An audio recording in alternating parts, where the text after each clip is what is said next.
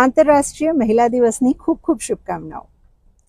આજના દિવસે મોટા ભાગે મહિલાઓની શક્તિની વાતો અથવા મહિલાઓની સકારાત્મક પોઝિટિવ સ્ટોરીઝની વાતો થશે. પણ આજે મારે જે વાત કરવી છે એ સ્ત્રીઓની કે એ સ્ત્રીની છે કે જેણે દુનિયાની ગતિશીલતાની વચ્ચે પોતાના અસ્તિત્વને ટકાવી રાખ્યું.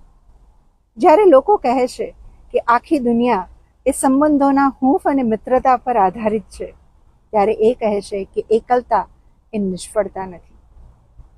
શરૂઆતમાં એને લાગ્યું કે આ બધું જ ટેમ્પરરી છે. માહોલ નવો છે, દેશ નવો છે, નોકરી નવી છે, લોકો નવા છે, દુનિયા નવી છે અને સમયની સાથે બધું જ સેટલ થઈ જશે. સમય જતાં સેટલ નથી થતું, મિત્રો નથી મળતા.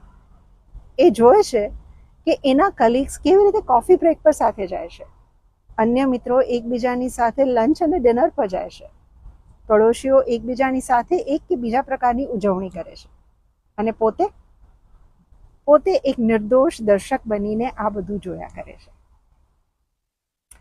આ વાતમાંથી એક વસ્તુ એને સમજ પડી કે એનું અસ્તિત્વ અને એનું મૂલ્ય એ બીજાઓની સ્વીકાર્યતા પર આધારિત નથી.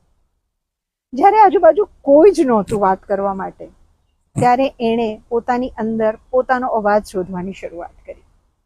જ્યારે કોઈ નહોતું હસવા માટે, ત્યારે પોતાની ખુશી અને આનંદ એણે અંદરથી શોધ્યા. નાની નાની વસ્તુઓ માટે પોતાને પ્રોત્સાહિત કરવાનું શીખ્યું અને નાની નાની સિદ્ધિઓ માટે પોતાની પીઠ થપથપાવી. અને આખી પ્રોસેસમાં એને એક પોતાની નવી જાત મળી. આ નવી જાત એ થોડીક વધારે સોફ્ટ હતી, વધારે કાઇન્ડ હતી. એ વણકહ્યા શબ્દોને પણ બહુ સારી રીતે સાંભળી શકતી. જે હાથ મદદ માંગે છે પણ આવ્યો નથી, એને સામે જઈને હાથ લંબાવતી. અને આખી નવી જાત, આખા નવા રૂપના કારણે હવે એની પાસે ઘણા મિત્રો બન્યા છે. પણ આ મિત્રો એની પસંદગીના કારણે છે, નહીં કે એની જરૂરતના કારણે. આખી પ્રોસેસમાં એણે સવિશેષ રીતે એ જાણ્યું કે પોતાની ખુશી, પોતાનો સંતોષ, પોતાનું અસ્તિત્વ, પોતાની બધી જ વસ્તુઓ એ પોતાના પર આધારિત છે, પોતાની સ્વીકાર્યતા પર, નહીં કે બીજાની કોઈની હાજરીથી.